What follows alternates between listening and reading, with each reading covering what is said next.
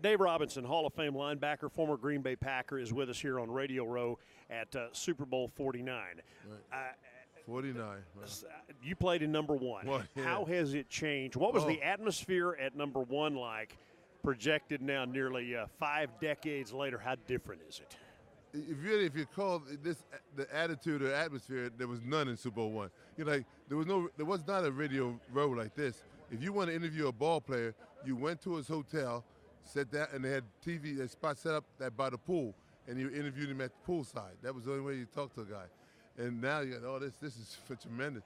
I remember the field, Super Bowl one. Vince walked out. I walked out of the field. Vince Lombardi, he looked at the field, was painted up gold and red and gold. I'm colorblind, but Vince said, "Hey, this is super." He said, "This is not like the old cow pasture I used to play in." And I laughed, but I said, and then the last year I saw the field, the way it was decorated, and the light show in New York. I said, if Vince were only alive today and saw this, he wouldn't believe how far it's come. You guys had just beaten Dallas the first of 2 times to get to Super Bowl one, and then you did it again to get to Super Bowl two. I'm told that Lombardi was terribly uptight, and you guys were under a lot of pressure. Super Bowl one. In Super Bowl one to prove that the NFL was quote unquote better than the AFL at the time. That, to me, I call that the Super Bowl, and that's how I got today's Super Bowl, because the game was the AFL NFL World Championship game. What he called the Super Bowl. Yeah, when he asked Lamar Hunt about it, and he said he reviewed the fact that the 2 leagues never played each other. The 2 teams never played each other. They were the defending champions of the AFL. We were defending champions of the NFL. So each league was sending their premier team out for this battle, like David and Goliath. And the 2 networks, NBC was touting the AFL, and CBS was touting the NFL. The AFL actually were higher scoring teams, and that prompted people to say, well, they're going to outscore Green Bay. They're a scoring machine. I think it's because they had lousy defense in the AFL, but that's another question. But anyway, and the whole country, everything was coming to a crescendo, and Lamar Hunt said it best. He said, this is going to be a Super Bowl or a super game. He said Super Bowl, though, and the word caught on, and all the papers, all the newspapers, the post-game papers all say Packers win first Super Bowl, although it was not called that. The name stuck on. But I think number one was the real Super Bowl. The rest are just championships, and that's why we're a Super Bowl one ring. It's the smallest of all the rings, a lot smaller than my number 2 ring, a lot smaller than the rings you see in the KTBB.com's audience, hold it up and point it at the camera there, Dave. And that's the ring from Super Bowl number one. Hold it up a little bit more here. And that's the ring from Super Bowl one. They're a little bigger, a little shinier today. Oh, yeah. I tell people the different ones when we played Super Bowl one, everybody asked me about the thrill of going to Super Bowl one. I was making $30,000 a year. That's all I was making. So it was a $15,000 prize. So I talked about the money. Yeah, the money is great, Now you take a guy, and I'm not trying to knock him, he earns every penny. He's like Aaron Rodgers. Super Bowl now is growing to be between $200,000 and $300,000 to win the Super Bowl. No one talks about it anymore because a guy like Aaron Rodgers makes $22 million. He makes $1.2, $1.3 million per game. If he goes to and wins the Super Bowl, he has to take $1 million cut in salary. So he's not going to say, I'm playing for the money. He's playing for the ring. So the ring has got to be awesome. The ring has got to be very impressive. And that's why the rings have gotten so important, gotten so massive, gotten so big, because these guys now play for the ring. When the Packers played the Cowboys in the divisional round of the playoffs in Green Bay, there was a lot of talk about that. Brought up all the memories of December 31st, 1967 and the Ice Bowl. I won't spend a bunch of time on it, but you were in that game, obviously, had a huge part in that game. What's your most vivid memory of the day in the game? Day of the game, waking up. We had been 10 above the day before and 10 below at night, which is a typical Green Bay day. It wasn't that bad. But I woke up that morning, it was 20 below when I got up. And it warmed up, though. By game time, it was only 13 below.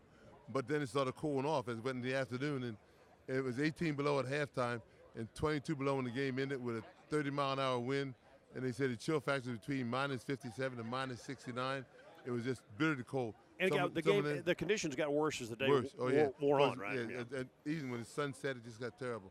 People asked me, how'd you feel in that game? I told them I felt like a fudge sickle, but it was just so cold. But it was just unbearable, the heat, the cold. Now, here's something interesting. We had an electric field, and it was covered with a tarp. When they took the tarp off, the field was soft. It was stalled, and the tarp had condensated, built underneath and fallen down, and the field was wet and muddy. That's all it was, but the game started. It stayed like that through the first and second quarter. At halftime, we went in, they had a thin crust, but you could still, when you ran, you broke through the crust with your cleats.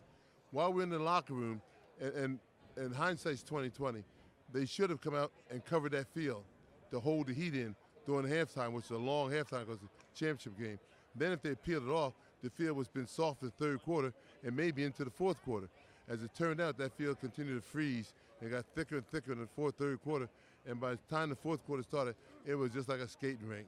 It was that bad.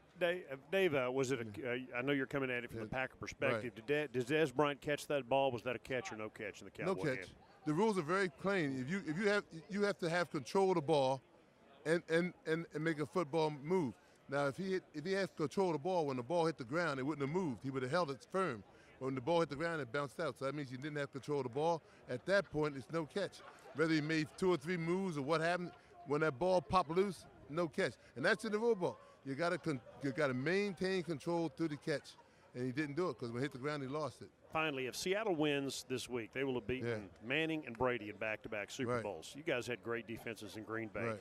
Does this Seattle group belong in the same discussion with the Packers and the Steelers and the purple people eating Vikings and the Bears and some of those units? All those teams you're talking about won more than 2 championships, though. Okay. And that's the thing. And the championship, what makes the numbers, you can't say because they're playing against great quarterbacks today they are what they are. You play against the people of your era. And Bart Starr played against the people of his era, and he won 5 out of 7 years. Now that's why that team's ranked so high. And if they had the playoff system they have today, the 2 years he didn't win, we came in second, we'd been in the playoffs.